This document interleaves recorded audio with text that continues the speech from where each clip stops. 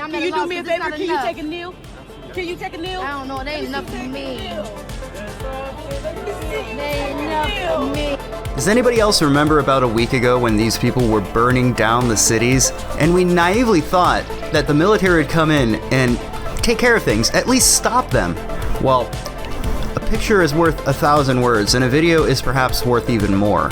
Videos going global feature people bending the knee in solidarity at demand from people who are saying, we need you to understand where we're coming from. We need you to bend the knee.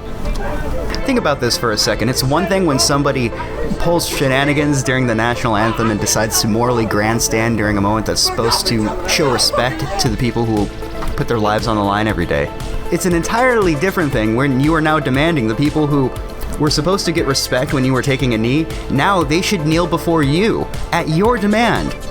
There are literal hours worth of footage of these people running through the streets, burning down apartment buildings, low-income houses, mom-and-pop stores, and now the military, when they came in and they were supposed to prevent this from happening, not only did they prevent it from happening, but they showed up and bent the knee to the very people who burned down the cities.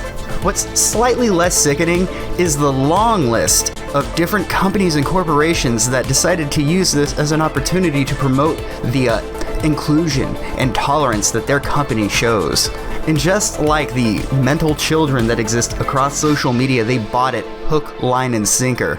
Yeah, we really like all of these corporations now because they said they care for us. Well, actions speak louder than words, sort of like the protesters themselves. You can say Black Lives Matter, but do you demonstrate that Black Lives Matter? You might be demonstrating the exact opposite. Heaven forbid that these protesters or the people from these companies, these corporations, they go out and donate time or resources to soup kitchens. That'll never happen. You'll never see Bernie Sanders go out there and directly hand food to the poor.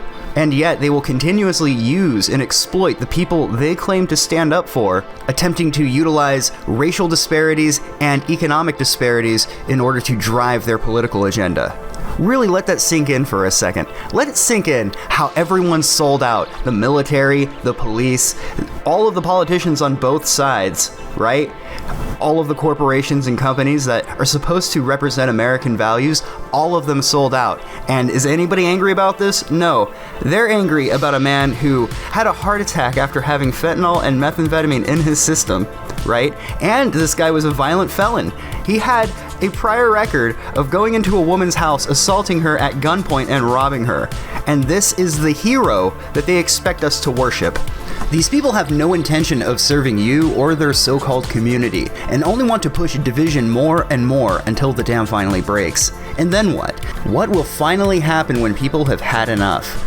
They will pretend to be outraged when action is finally provoked, and then this will be used to cause more and more division. But don't worry though, the FBI has come out to say there is no intelligence of Antifa fueling any shenanigans, but you can go onto any form of social media for yourself and see them organizing what they call protests on hundreds of different social media accounts. That's also not to mention the things that these peaceful protesters are saying directly to the camera live on air. What's even more frustrating than that is the obvious double standard in regards to protesting. On one hand, people who call themselves experts, to give themselves a false sense of superiority, will tell you that lockdown is in effect and you're not allowed to go outside. How dare you?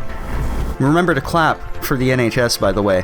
And on the other hand, they are out there applauding the current protesters without a single shred of self-awareness. If the message isn't clear yet, it will be very soon.